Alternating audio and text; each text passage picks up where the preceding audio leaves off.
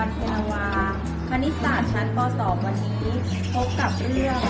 ความหมายเรื่องการคูณค่ะ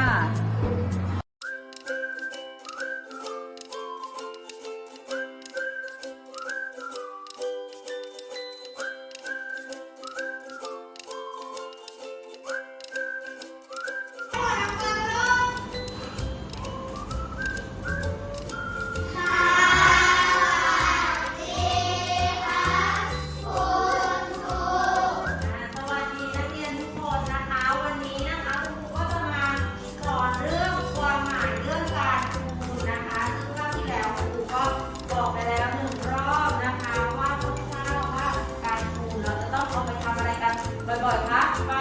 บวกใช่ไหมคะ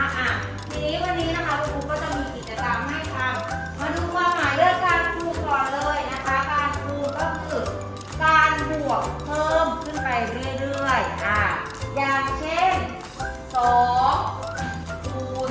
3นักเรียนคะ2คูณ3ก็คือ2บวกกันกี่ครั้งคะ2บวกกัน3ครั้งนั่นเองก็คือ2บวก2บวก2นะคะก็จะได้เท่ากับ2คูณ3นั่นเองนะคะผลลัพธ์ที่ได้ก็คือเท่ากับเท่าไหร่เอ่ย6นะคะเราจะมาดูว่ามันเท่ากับ6จริงหรือเปล่านะคะ2คูณ3เท่ากับอะไรมันก็คือ2บวกกันกี่ครั้งคะสมมุติว่าวันนี้ครูมีวงกลมนะคะดูนะคะ2กลุ่มนะคะของวงกลมกลุ่มละ2กลุ่มละ2นะคะมีอยู่ด้วยกันกี่กลุ่มเอ่ยมีอยู่ด้วยกันกี่กลุ่มมีอยู่ด้วยกัน3กลุ่มนะมีอยู่ด้วยกัน3กลุ่มกลุ่มที่2นะคะแล้วก็สุดท้ายนะคะกลุ่มที่3ก็มี2วงกลมนั่นเองนะทั้งหมดเด็กๆเห็นว่ามันมีกี่วงกลมคะวงกลมมีกี่อันเลยวงกลมจะมีกี่อันเลยเก่งมากนะคะกลุ่มที่1มี2ใช่ไหมคะกลุ่มที่2ก็มี2กลุ่มที่3ก็มี2เห็นไหมก็เหมือน2บวก2บวก2นั่นเองผลลัพธ์ที่ได้เท่ากับเท่าไหร่คะเท่ากับ6นะคะมาดูอีกสัก1ข้อนะคะมาดูอีกสัก2นะคะ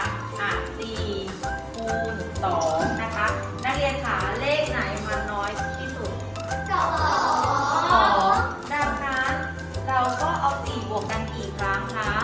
2ครั้งนะคะเราเอา4บวกกัน2ครั้งมันก็คือ4กลุ่มของ2นั่นเองหรือ2กลุ่มของ4นั่นเองเรามาดูนะคะ4กลุ่มของ2และ2กลุ่มของ4นะคะได้หมดเลยนะเราจะเอา2คูณ4หรือ4คูณ2ผลลัพธ์เท่ากันไหมคะเท่ากันไหมเท่ากันนะคะถ้าเรียนจะเอา4บวกกัน2ครั้งหรือจะเอา2บวกกัน4ครั้งผลลัพธ์เท่ากันไหมคะเท่ากันเราจะมาพิสูจน์นะคะดู4กลุ่มของ2ก่อนนะคะ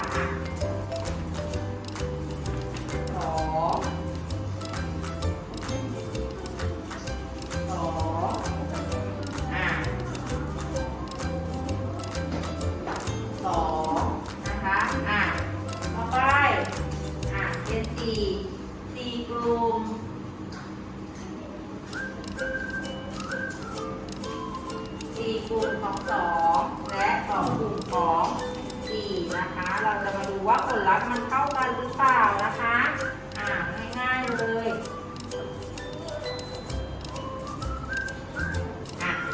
ดูค่ะ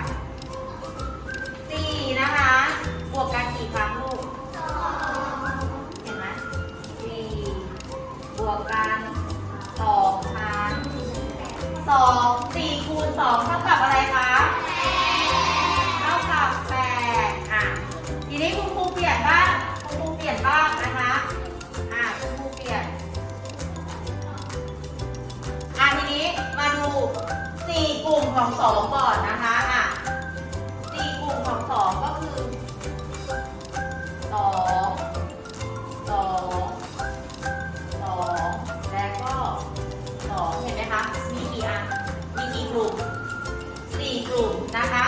4 กลุ่มของ2นะคะ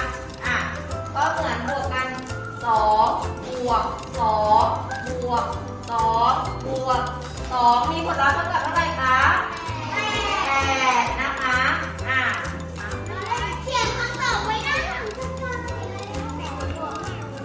แล้ววันนี้มันตอบเนี่ยแล้วไม่เขียนคำตอบก่อนไปไหนอะอะไรคะไม่มีไม่มีทำเลย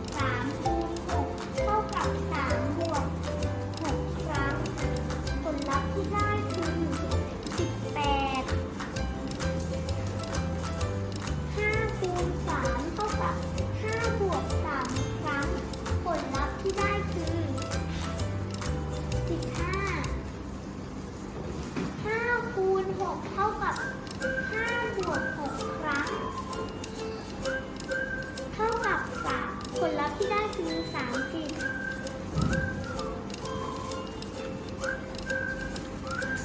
คูณ 7 เท่ากับ5 บวก 7 ครั้ง ผลลัพธ์ที่ได้คือ35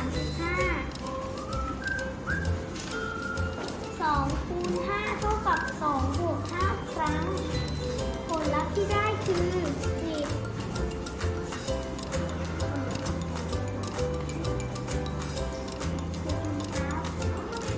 ทำกิจกรรมไปวันนี้เราก็จะมาสรุปนะคะ เราจะสรุปกิจกรรมการคูณการคูณคืออะไรคะการบวกเพิ่มขึ้นให้เท่ากันนั่นเองอย่างเช่น2คูณ3ก็คือ2บวกกันกี่ครั้งคะ3เก่งมากๆเลยนะคะคือการบวกที่เท่ากันนะคะเด็กๆก็รู้แล้วนะคะสำหรับวันนี้นะคะการคูณก็จบไว้เพียงเท่านี้ค่ะขอบคุณค่ะ